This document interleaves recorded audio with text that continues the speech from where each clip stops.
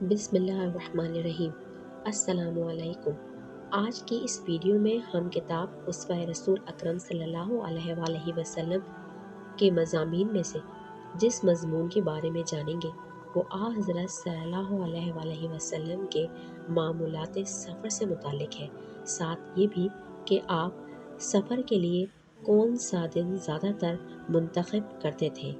حضرت صلی اللہ علیہ وآلہ وسلم کے معمولات سفر۔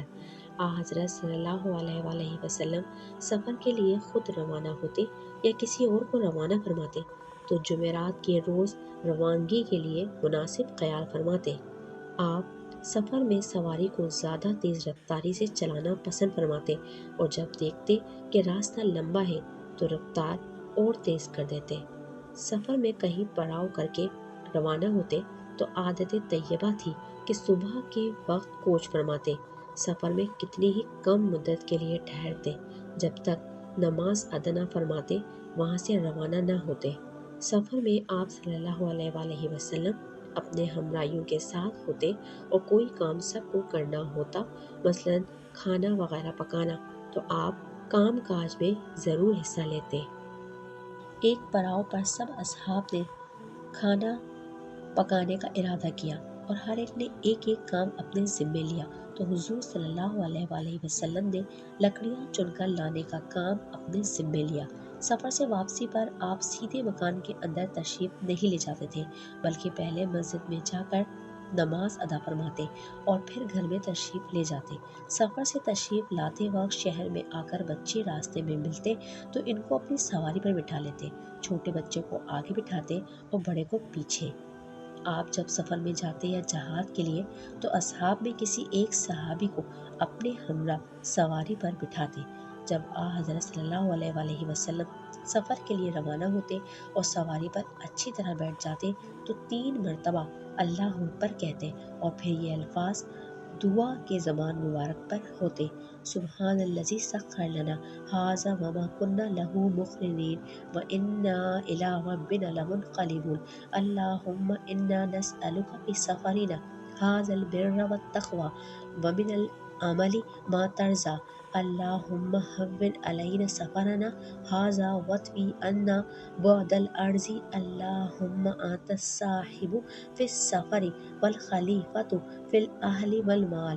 اللہ پاک ہے جس نے اس کو ہمارے قبضے میں دے دیا اور اس کی قدرت کے بغیر ہم اسے قبضے میں کرنے والے نہ تھے، اور بلا شبہ ہم کو اپنے رب کی طرف جانا ہے۔ اے اللہ، ہم تجھ سے سفر میں نیکی و پرہیزگاری کا سوال کرتے ہیں اور ان اعمال کا سوال کرتے ہیں جس سے آپ راضی ہوں۔ اے اللہ، ہمارے سفر کو ہم پر آسان فرما اور زمین کی مسافت کو ہم پر آسان فرما۔ اے اللہ، آپ ہی رفیق ہے صبر میں اور خبر گیری کرنے والے گھر بار اور مال میں۔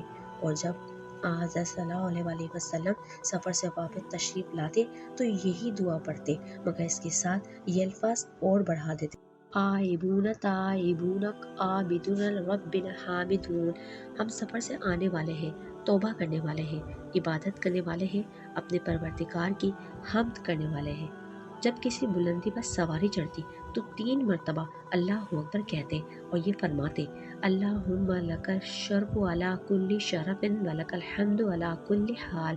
اے اللہ، ہر بلندی پر شرف آپ ہی کے لیے ہے اور آپ کے لیے ہر حال میں تعریف ہے۔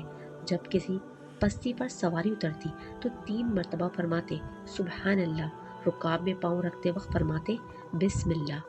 جب شہر یا گاؤں میں آپ صلی اللہ علیہ وآلہ وسلم کے قیام کا ارادہ ہوتا اور آپ اس کو دور سے دیکھ لیتے، زبان مبارک پر یہ الفاظ ہوتے: اللہم بارک لنا فیہا 3 مرتبہ، اور جب اس میں داخل ہونے لگتے تو فرماتے: اللہم ارزقنا جناھا وحببنا الی اہلھا وحبب صالح اہلھا الینا۔ اے اللہ، نصیب کیجئے ہمیں ثمرات اس کے اور ہمیں عزیز کر دیجئے اہل شہر کے نزدیک، اور ہمیں اہل شہر کے نیک لوگوں کی محبت دیجئے۔ جب آپ کسی شخص کو سفر کے لیے رخصت فرماتے تو یہ الفاظ زبان مبارک پر ہوتے: استودع اللہ دینک و امانتک و خواتیم اعمالک۔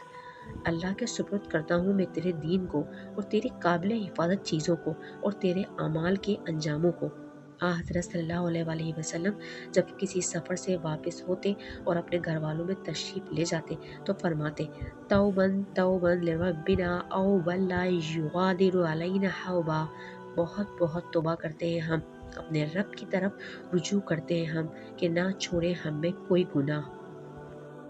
جب آپ صلی اللہ علیہ وآلہ وسلم سفر کرتے تو ابتدائی دن میں نکلتے اور اللہ تعالیٰ سے دعا فرماتے کہ آپ کی امت کو سویرے سویرے سفر کو جانے میں برکت دے۔ اگر مسافر 3 ہوتے تو ان کو حکم فرماتے کہ ایک کو امیر بنا لے۔ سفر کے متعلق ہدایت: بہتر و مسنون یہ ہے کہ سفر میں کم از کم 2 آدمی جائیں، تنہا آدمی سفر نہ کرے، البتہ ضرورت اور مجبوری میں کوئی حرج نہیں۔ جمعرات کے دن سفر میں جانا مسنون ہے، شنبہ کے دن بھی مستحب ہے۔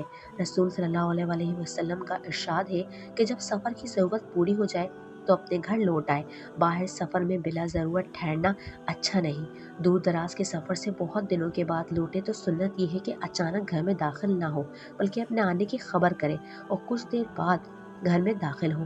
البتہ اہل خانہ تمہارے آنے کے وقت سے پہلے سے باخبر ہوں اور ان کو تمہارا انتظار بھی ہو تو اس وقت گھر میں داخل ہونے میں کوئی حرج نہیں۔ ان مسنون طریقوں پر عمل کرنے سے دین و دنیا کی بھلائی حاصل ہوگی۔ سفر سے لوٹ کر آنے والے کے لیے یہ مسنون ہے کہ گھر میں داخل ہونے سے پہلے مسجد میں جا کر 2 رکعت نماز ادا کرے۔